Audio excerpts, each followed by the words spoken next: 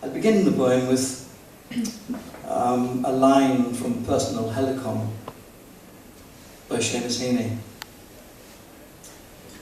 It's from the last stanza, the last line. I rhyme to see myself, to set the darkness echoing.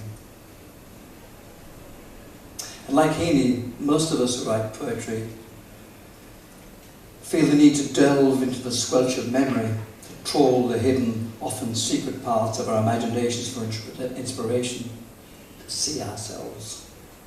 And me is, and not me, is about those people I met when I set my own darkness echoing.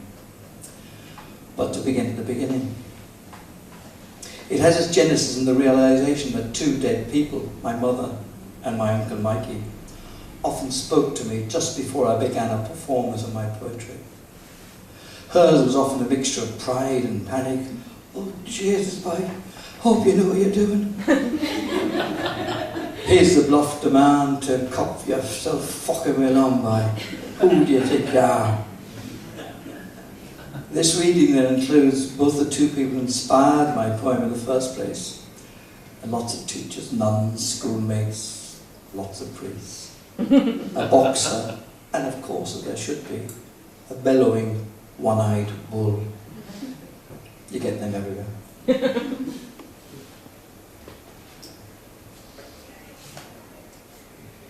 Me, and not me. Within his wandering confines, the confused space that is me contains both the one who kisses and a bludgeoning doppelganger whose wheedling smile says, "Forgive me, for I don't know who I am." Yet, when the weight of things known or suspected flattens me to introspection, and vacillators fill my stage, dissemblers all me and not me, knocking on my tilted keep to tell me nothing, I remember that, like God, I too am experimental. I may thus indulge my baser self, and so I lust after angels, and being sated, pluck their gossamer wings to watch them plummet from grace.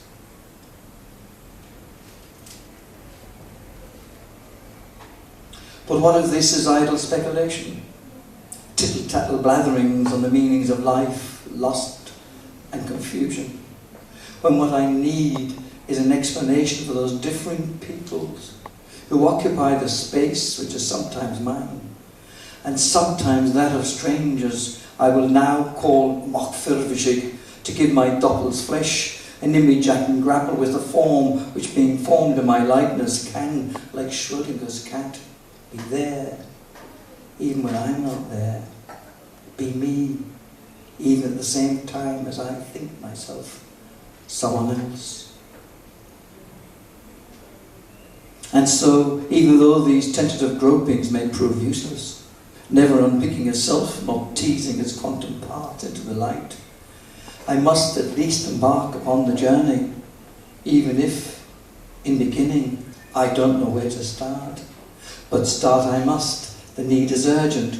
My occupancy of that space I once thought completely, uniquely mine is challenged, and I, it seems, am no longer myself, but wait on every whim. Those by posy procrastinations, the first mock Frisby muscles themselves into the debate.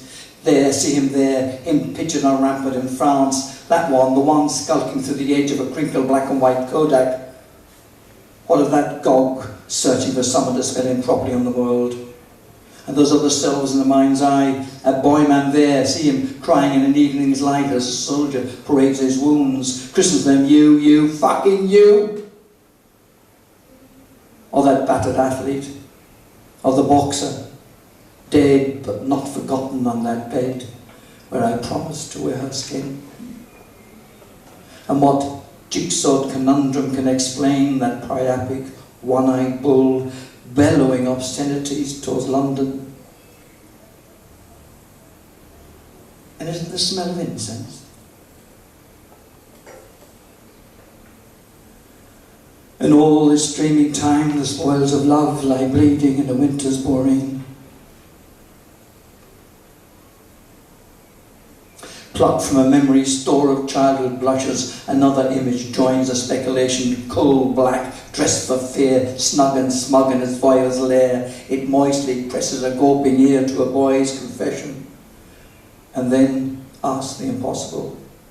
In another corner of the same box, the boy, all short trousers and toffee-apple tears, whispers his sins, so Mary won't hear. Mea culpa, mea maxima culpa. Later, in long-trousered confession, his sin will be more grievous, his voice deeper, his shame deeper. Mea culpa, mea maxima culpa. Startled by confessions, others arrive to clash their differences in that cryptic space where the actual and the imagined coexist. Two women, nuns, saints, skip in an earthly jig in Fat Brown's kitchen as a banshee smiles and combs its hair in Ucky Riley's front window. And there, faded into the shadows, Timothy Murphy, already dying from my stone, crumbles behind his bleeding forehead. But now, just as those two virgins reel their nightmare to a close, a voice, clear as pain, grotesque as truth, flaps its awful knowings across my ear. Remember those whose absence fills the corners of your mind? Remember us? And as the voice fades, a dancer tippy-taps forward, and behind his crumpled heart, more of my dead line up to be counted, much more than eyes can tear or mind encompass without reaching that satiated state which, cauterizing pain, allows nothing else to encroach. Not grief, not love, not even you. Even as that torment ends, yet another soot-tanned bogman arrives, thin as frustration and leaning on spite. He smacks his leather strap against the future outstretched hand and moulds a class of cowed and cowering children. 1 and 1 is 2, sir. I will fashion you by. 1 and 2 is 3, sir. I'll make you who you'll be by. 1 and 3 is 4, sir. I'll bait you till you sow.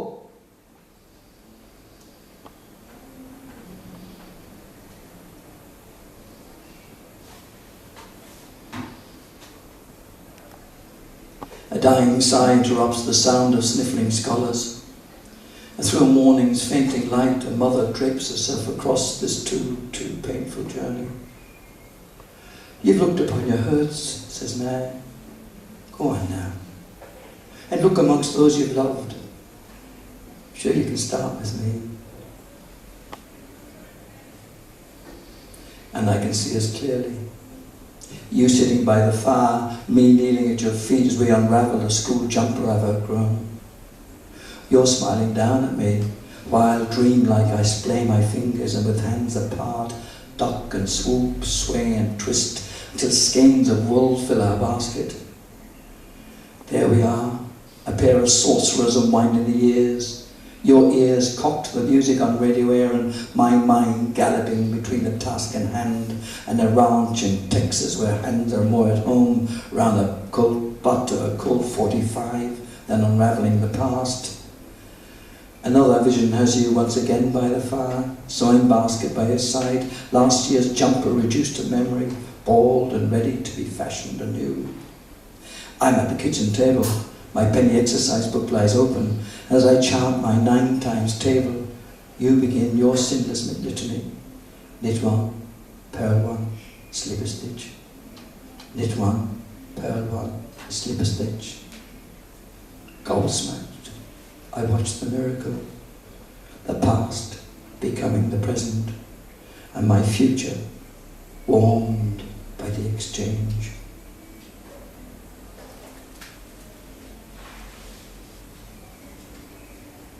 But that was then, and that wood-bind memory speaks of childhood innocence. All I see now are lovers who took me to their beds and held me till I grew strong enough to kill.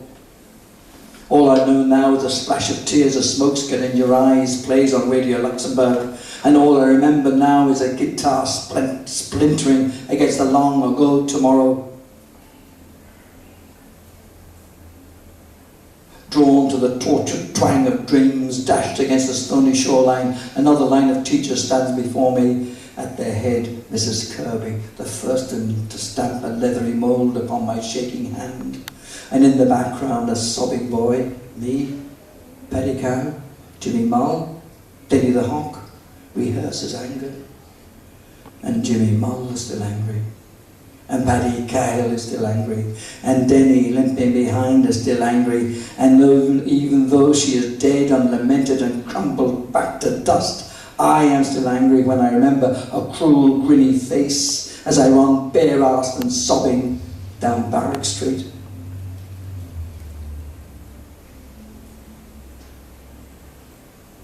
Elsewhere, on a lost summer Sunday, a Nassen cart halts, a door bursts open, and a country voice calls me to order. "Stop that highfalutin bollocks!" roars Uncle Mikey. "Sure, you're making a holy show of the whole family. If you have to do this kind of stuff, stop asking bloody questions and start telling. Tell them people about that other life you've lived, of holidays with me and Auntie Mary, and endless summers swimming in the Pelt at the meeting of the waters, autumn games under a lamppost, winter skating on the slope outside Mulcahy's shop, and those grand Cayleys on the back road to Dunmore East. Tell them about sing-songs in Fat Brown's kitchen and camping in Stradbally with sea trout silvering the river at midnight. Talk about some of this and stop blathering shite."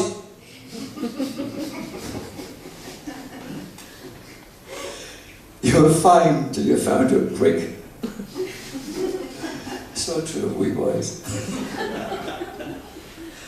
And so saying, Mikey, the bestest uncle ever, remounts his chariot and with an extra blast of advice, "Cop yourself on by. Give your brain a rest, a break. You're no more confused than the rest of us." He clicks his pony from my vision. And true to say, all he said was true, but all he knew was not all there was to know. "No, no, not by a long shot," another straight voice retorts, and looking up I see a family carrying their bits and pieces across Putney High Street. Bloody smug git. What would he know, him and an ass? A job, an ass and a cart, and all his family and friends around. Sure, we'd all be smug if he had his life. Tell it for me to go feck himself. And as for you, Mr. Poet, stop that bleeding whinging.